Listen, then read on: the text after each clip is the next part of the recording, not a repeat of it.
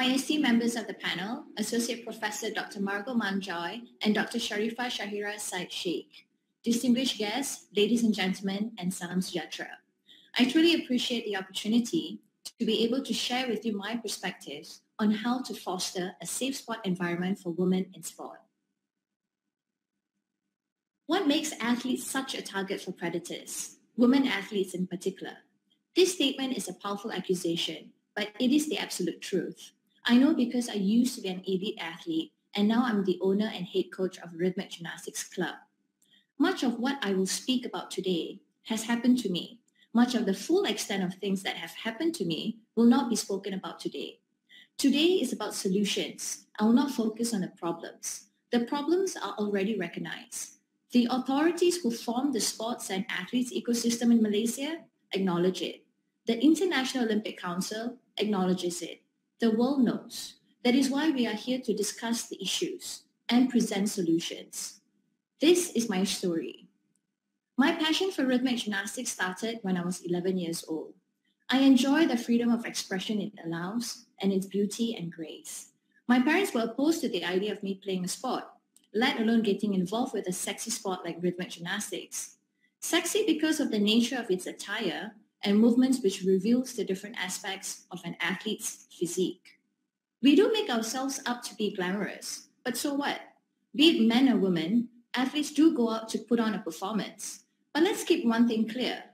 Making ourselves look great is not an invitation for others to abuse us. It is the opposite. We are saying we are confident with who we are, and we make no excuses for what we need to do. These are the things that were not well received 20 years ago. After being spotted at a talent identification program, I was offered the opportunity to train and compete.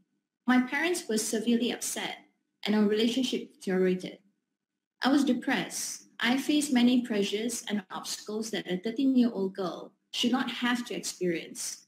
I faced sexual harassment and innuendo at sports camps. Other incidents happen that are better left unsaid. The certain statement I make here now is that I did undergo abuse, physically, mentally, and emotionally. Where do we go from here? The story I just presented to you is to prepare you to be a little bit open about the reality of what is happening here in Malaysia. That is the problem. Now, I want you to consider a possible approach for the solution. These are the realities of abuse. These following statements also frame the solutions for the safety of women athletes. Let's extrapolate from these statements and make some conclusions from them. I came up with 8 ideas that form the logic for why the abuse of women in sport is such a pervasive phenomenon. 1, athletes do not know what constitutes safety, security, and abuse of self from the physical, mental, and emotional point of view. 2, physical contact is vaguely and subjectively described. And also the lack of private, confidential, and safe channels for support, counseling, and reporting of abuse. Anonymity, security, and safety is seldom guaranteed when abuse is reported. And the power of action and follow-up never lies in the hands of the victim, rather the abuser that manipulates the system. The parallel idea is a framework of conditioned obedience and respect, which is the inherent practice and mindset of athletes in general. 7, athletes are fearful of accusing authorities of abuse because they may be blacklisted from ever becoming athletes again.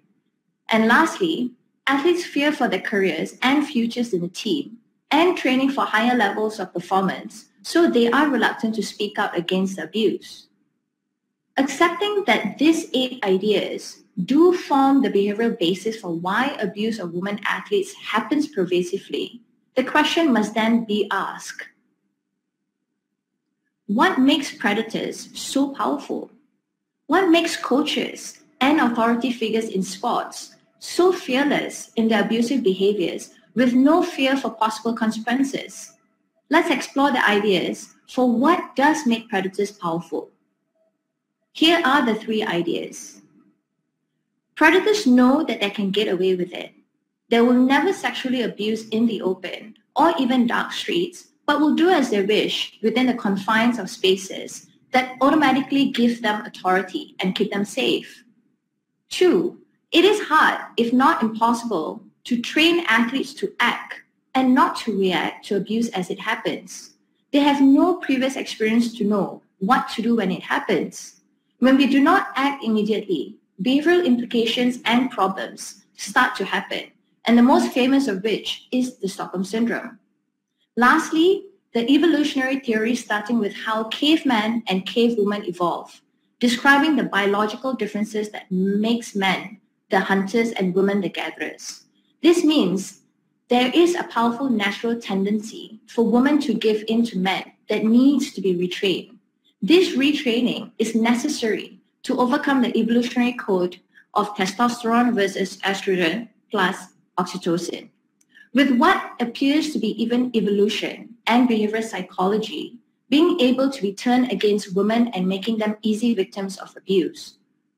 Where do solutions lie?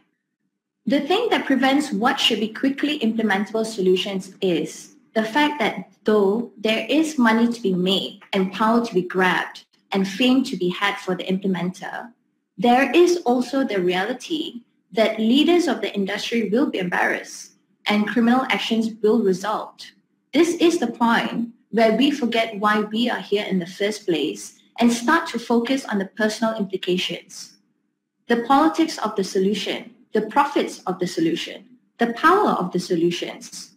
Politics, profits, and power, when it should be about people, passion, and purpose. What do we do? Let me first list the steps that I propose become the framework that drives our solutions with a purpose, lifted by the passions of people who want to help and need to be helped. A Woman Athlete's 360 is an ecosystem whereby there is always a group of people that exist around an athlete, an ecosystem that is made up of a circle of human beings who engage with them and shape their lives, which could be their coaches, parents, friends, teachers, etc. Secondly, a Woman Athlete's SMB, which is the engagement and shaping process which determines how we perceive ourselves and the awareness for our safety, mattering, and belonging in the spaces we live and work in. A Woman Athlete's APM, by focusing on the two lead ideas with a shift now to safe sport for women, a 360 SMB net enables a woman to accept autonomy to strive for peak performance in a sport, leading to a driven purpose and achieving mastery. A Woman Athlete Safe Sport is being able to train and implement the practicable awareness of the 360 physical, mental, and emotional well-being of the mind, brain, and body of a woman athlete. A Woman Athlete's SOP is the complete approach to a woman's safety when implemented at the sports ecosystem level, enables her to achieve the state of preparedness, which is to be confident of looking after herself and always aware of threats to her safety. Lastly, a Woman Athlete's SOR is to achieve the state of readiness to be prepared to act immediately in the safest and doable manner when her safety is actually threatened. A Woman Athlete's 360 safety, what I term the safe spot SOPRI, is achieved when she has the ability to be confident in implementing, in having, in being supported, and in working within the 6 approaches listed.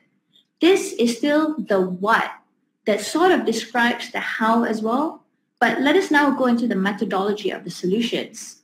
The methodology I will attempt to describe now will be simplified into 3 simple, actionable, observable, and measurable solutions, and I hope they actually become relevant, impactful, and meaningful. Everything I spoke about comes down to the implementation of solutions that are easy to learn, fast to use, and that work immediately.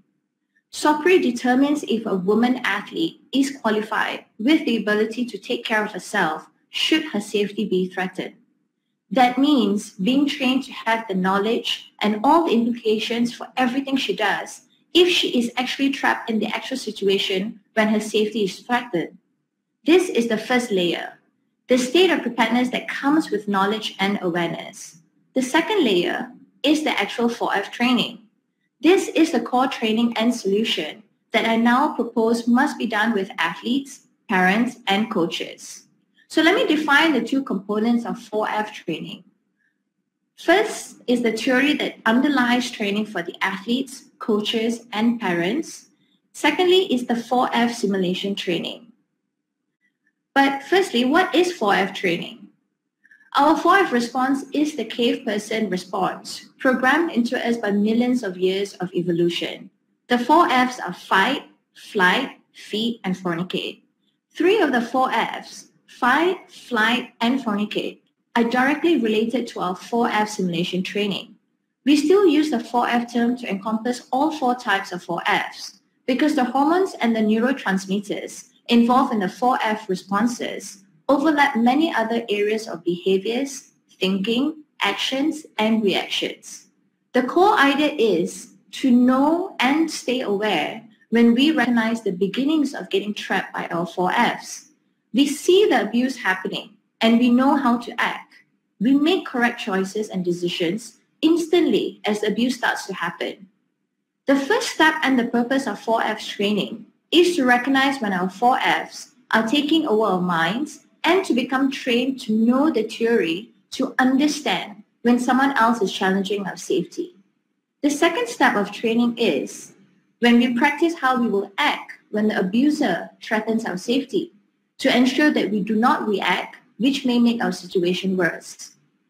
The actual methodology of training is a sequence of steps that are called the Athlete Synapse 360, which is a formal theoretical and practice step to achieve a woman athlete SOPRI, and this number must come to be as close as possible to a maximum 10. To achieve these 10 levels, the platform uses biosensors, training workshops and activities, and simulation of attacks of abuse to train women athletes, parents of athletes, and coaches. The training of parent may not be recognized as being part of the solution, but necessary so that the parents can provide a safety net for children being trained. They also begin to recognize when abuse is taking place and manifested as behavior changes happens in the victim. The training of coaches serves a dual purpose of educating innocent coaches for the precise behaviors that are acceptable and that are not. It also warns predatory persons within the Women Athletes 360 support structure. The Athlete Synapse 360 Habits platform drives measurement, reporting, and training in a 360 continuous feedback cycle. It uses these tools to train and quantify every aspect of an athlete's 4F training program for performance and now for the safety of a woman athlete. We use biosensors for the mind, brain, and body. We also use the Big 5 ocean profiling to identify the habits of athletes, coaches, and parents, having a quantified report of how each participant in the training is feeling, which are emotions, thinking, which are logic and performance, and is being 4F, which are anger, frustration, arousal, and stress, provides feedback to the participant for their strengths, weaknesses, and reactions to other participants. Number 3 is the mentor. Mentor is a mentor, trainer, and guide who are experts at conducting 4F simulation training, which is designed and trained to match the realities of actual abuse at minimum 98% level. Lastly is a 360 lifestyle that encompasses diet and nutrition, a knowledge management system to make expertise contextual, important, frequent, and relevant, and a safe spot platform, which is a real-time app-based safety, security, and support for the state of readiness during abuse. The unique positioning of this platform is to ensure 3 outcomes. First is the peak performance training that consistently maximizes performance. Secondly is the safety of the woman athlete's mind, brain, and body in the context of physical, mental, and emotional states. And lastly is the final SOPRI that brings together performance and safety is as close to a maximum as possible. Let us call a spade a spade. Let us solve this criminal tolerance we have for abuse. Let us maximize the potentials of our women athletes to fulfill the capacity for peak performance. Thank you.